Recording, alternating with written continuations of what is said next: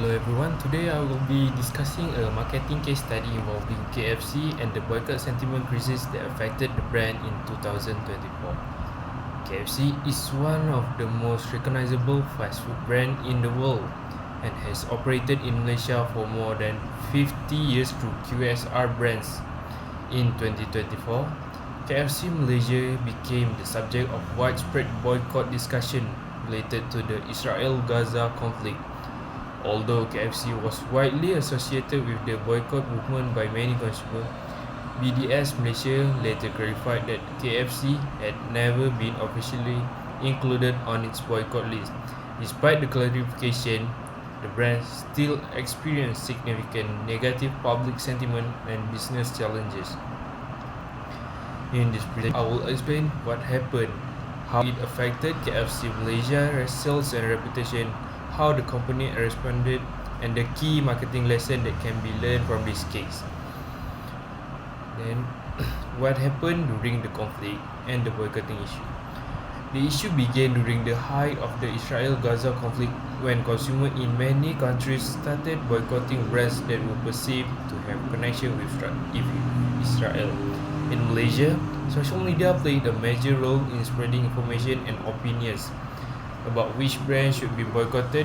KFC became one of the brands frequently discussed online. Even though BDS Malaysia later stated that it had never called for boycott of KFC. According to BDS Malaysia chairman Nazari Ismail, KFC was never included in the official boycott list because it had not engaged in the action that led some other brands to be targeted. However, by the time this clarification was released in May 2024, many consumers had already formed negative perception about the brand.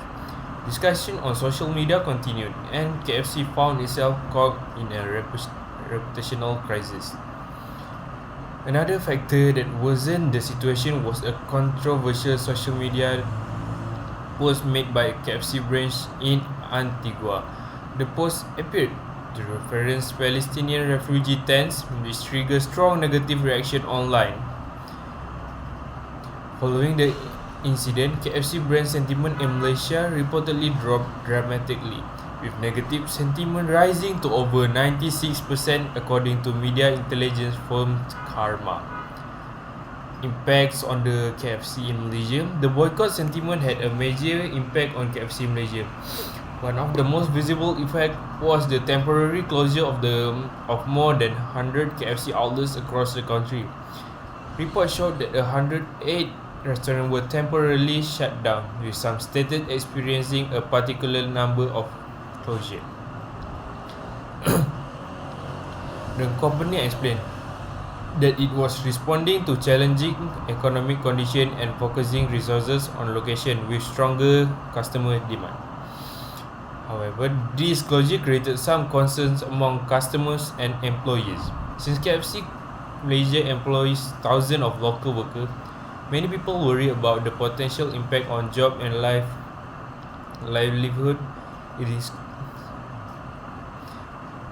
Many people worry about the potential impact on job and livelihood. Discussion on social media increasingly focused on whether the boycott was hurting ordinary Malaysian employee rather than the intended target of the protest. The crisis also damaged KFC reputation. Online conversation becoming dominated by hashtags such as boycott KFC, while discussion about Palestine, Gaza, and refugees were issued frequently associated with the brand. This shows how quickly public opinion can influence a company image, especially in the age of social media. In addition to a political concern, some consumers also raised complaints about food quality and pricing. According to reports, negative discussion included complaints about high price and dissatisfaction with product quality. This meant that KFC was facing both political criticism and ordinary customer complaint at the same time. However, one of the most interesting aspects of this case is KFC Malaysia communication strategy. Rather than responding aggressively to the criticism, KFC largely remained silent through the controversy. The company did not immediately release public statement to deny or clarify the boycott claims. Marketing and public relations experts had different opinions on this approach. Some experts argued that remaining silent demonstrated confidence and preventing the brand from drawing additional attention towards the controversy.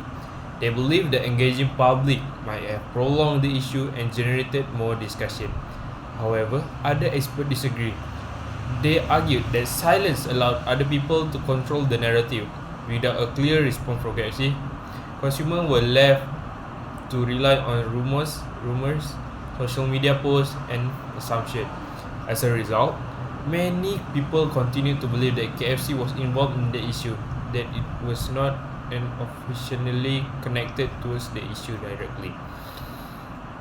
After BDS Malaysia clarified that KFC was not on its boycott list, communication experts suggested that KFC should use this opportunity to rebuild distrust.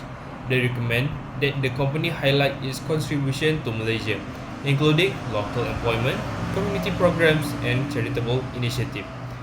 This case demonstrated how public relations is not only about responding to crises, but also about managing public perception, and maintaining trust. However, the customer response were quite mixed. Some consumers continued to avoid KFC because they believed the boycott was justified. Others questioned why KFC was being targeted when it was not officially included on the BDS boycott list.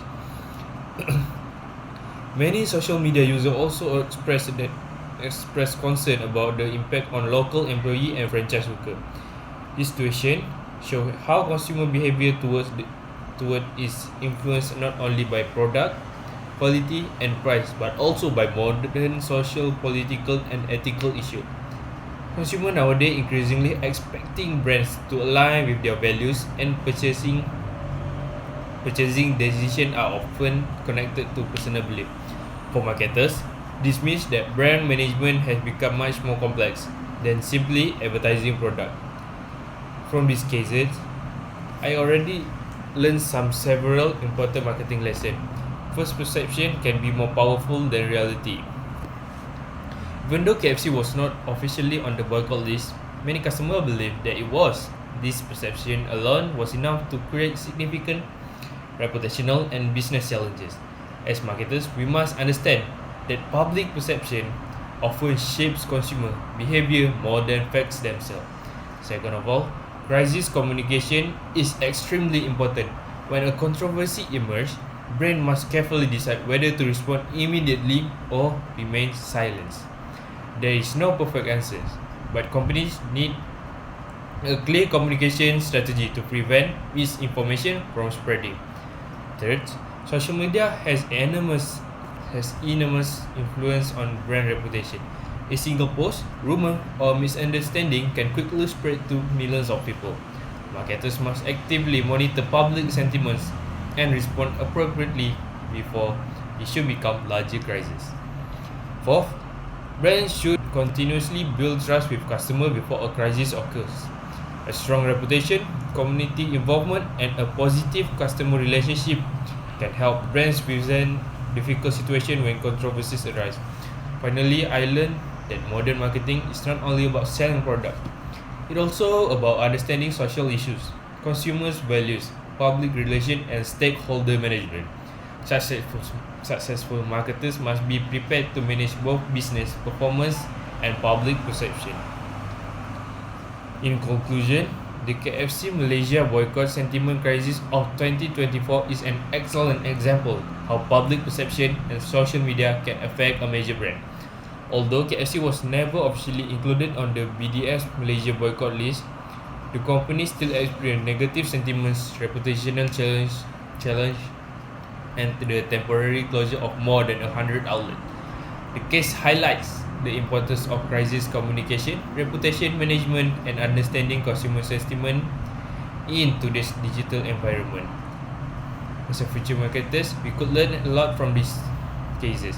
Thank you for listening.